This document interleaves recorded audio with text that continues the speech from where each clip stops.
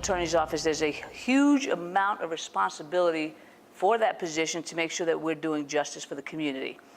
Unlike any other attorney position, where you are responsible usually for a single client, a single part of that process, for the prosecutor's position, the Commonwealth Attorney's position, you are actually more importantly charged with the fact that you have to do justice. You have to do the right thing. That means you have to protect the victim. You have to protect the accused to make sure that the system is not working against them, but working with them.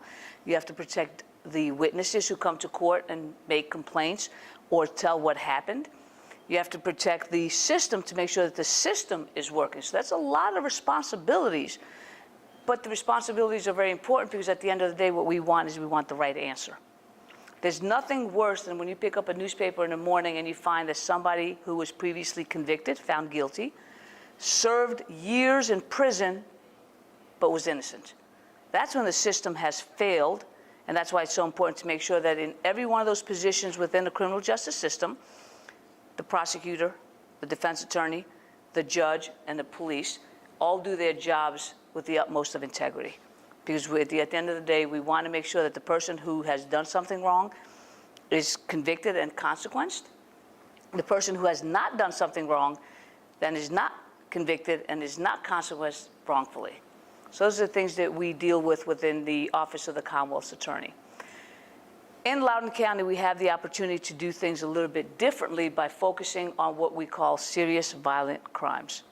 We spend a lot of time and resources punishing juveniles who come through the criminal justice system for what we call school misbehaviors. For starters, because we have some young people in the audience here, we should always behave in school. We should always respect teachers. We should respect the system. But if you get in trouble with your teacher because you were talking out of turn, or you didn't sit down when you were supposed to, or if you and somebody else had a little push and shove, that's something that should stay within the school. There should be consequences. When we focus so much on those low offense and nonviolent crimes, we take away the resources for the more serious crimes, right? This is the biggest issue that I have with how we use those resources. So it's not a matter of being light on those, but it's a matter of being right on crime. If we are having 80% of our sex crimes going unprosecuted, that's a resource issue. Because that means that an investigator is not able to determine whether or not a crime has been committed to the satisfaction that it can be prosecuted. So that's because we don't have the resources, or we're not using the resources wisely to make sure that we have the investigations going forward, that the prosecutors have the tools and the means and the time to be able to prosecute them.